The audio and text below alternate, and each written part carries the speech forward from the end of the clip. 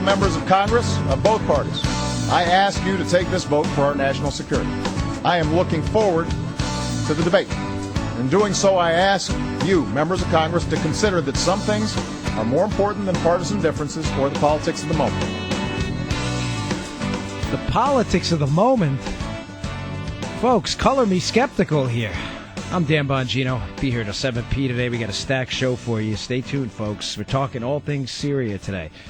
The president doesn't want to play politics. Really? I'm stunned. 888-630-9625, folks. Give us a call, 888-630-9625. I would love to hear your perspective on this, because I think this now debacle in Syria and this lack of leadership, decision-making is going to unite folks on both sides of the spectrum. I don't think it'll unite the media, though. I'm relatively confident the media will paint this as some fantastic decision-making by President Obama, no matter what. It just seems to be the man can make no mistakes. It's really incredible, folks. So you heard our opening soundbite there, our cut. And let me just read back to you one of the lines here.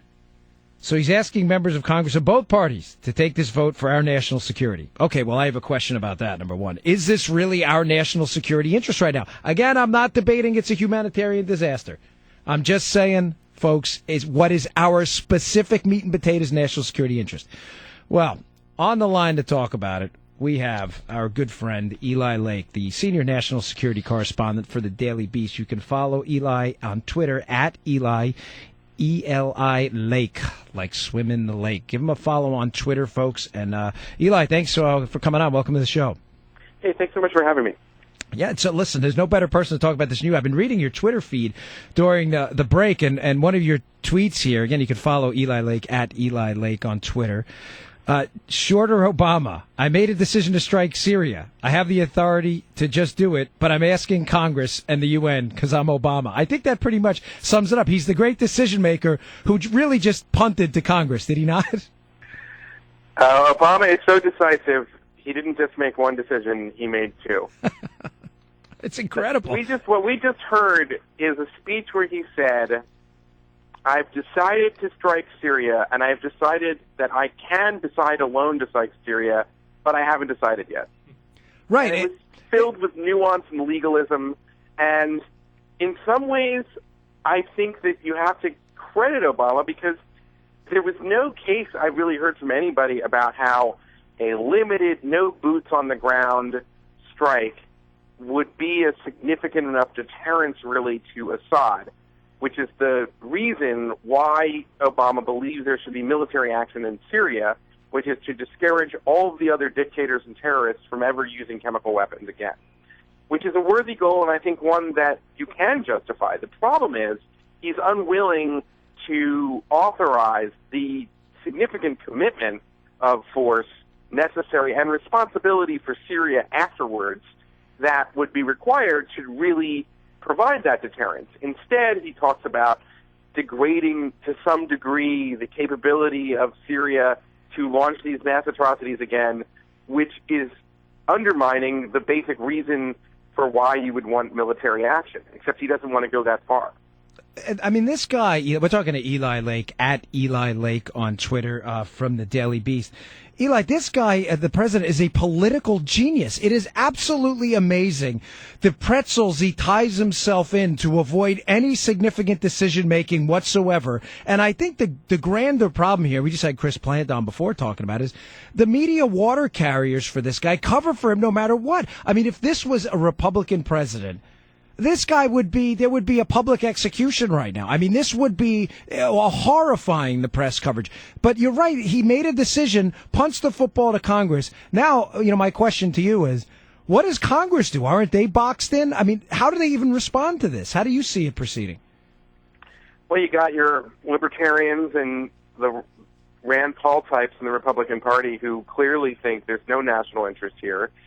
It'll be interesting to see if that wing of the party can constrain itself and not go off under kind of rabbit holes and tangents without the evidence, because I think, forget what the intelligence community says, and I understand everybody's skeptical after Iraq and WMD, but there's so much there was clearly a chemical weapons attack based on what all the videos you can see on YouTube, what all these doctors are telling, the reports on the ground at the time.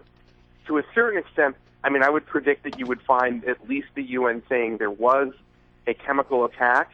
And then the question is, what is more likely? It seems that, you'd have to really present a lot more evidence that it was a rebel attack as opposed to a false flag, as opposed to the regime.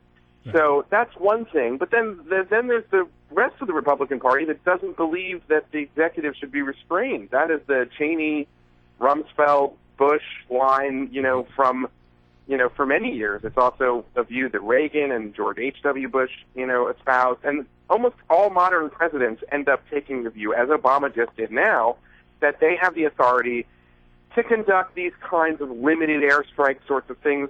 Nixon used to call it police actions. Right. These are things that are military actions short of all-in war.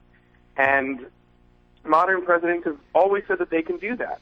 And it goes, so in that sense, Obama's asserting that that's how he views the Constitution, even though he didn't say it when he was a senator, but I'm going to go to Congress anyway. It's just terribly confusing. We're talking to Eli Lake, at Eli Lake on Twitter, senior national security correspondent for the Daily Beast. Eli, here's a question to you here from a 30,000-foot perspective. Are we viewing this too simplistically as kind of a right or wrong when we should be viewing it from a not what's the right decision, but what's the less wrong decision? And what I'm getting at is, are we even sure? Say we lob cruise missiles in there, and say it takes out Assad. Assad and his little cabal of cronies, and we kill him. Who's in charge? Are we going to have another Egypt where we trade a despot for even worse despots in the Muslim Brotherhood? Who are we really helping here? Well, you have a problem, which is that, the fighters for al-Nusra, which is the al-Qaeda affiliate in Syria, are more ferocious, probably better disciplined, do not, I think, represent a majority of Syrians by any stretch, but certainly are in a position, in the absence of anybody else, to be the most powerful force within Assad's opposition. And so if Assad goes down, you would presumably have some sort of coalition that probably include al-Qaeda. That's not in America's best interest. But then Assad is in bed with the Iranians. That's not in America's best interest. But I think here, the humanitarian choice would be to have some super coalition and the world kind of invade Syria and rebuild it like they rebuilt Serbia after the fall of Milosevic, although that didn't happen because of a military invasion. And they went in and stopped him in Kosovo, and like you saw efforts in Iraq and Afghanistan to rebuild those countries. But the American people don't want to do any more of this nation building. Yeah, well, so I'm glad you brought that up, Eli. I think, what he wants to accomplish, deter Assad, requires a kind of Bushian nation-building war plan, which he will never deliver. We're talking to Eli Lake, senior national security correspondent for the Daily Beast. Follow him on Twitter, at Eli Lake. You bring up a great question there that I've been thinking about for eons here. Is Syria even ready right now for any form of democratically ruled government? It's a question asked quite frequently around the region, and I don't make that as a qualitative statement or judging anyone. But is the region in and of itself, Syria specifically, for this, obviously because of what's going on today, are they even ready for democracy if we handed it to them on a silver platter? Well, that's a deep question. I believe the Syrian people, I believe the Lebanese people, the Jordanian people, I'm a universalist. I think that they want the same freedoms that we enjoy in the West, and that there are plenty of them who do want that. But of course, the problem is that there are so many established, violent, and often fanatic groups in the region that are the direct threat to having the kind of, young democratic society that we want, which is to say, Al-Qaeda and other extremist fanatic militias exist right now all over the region.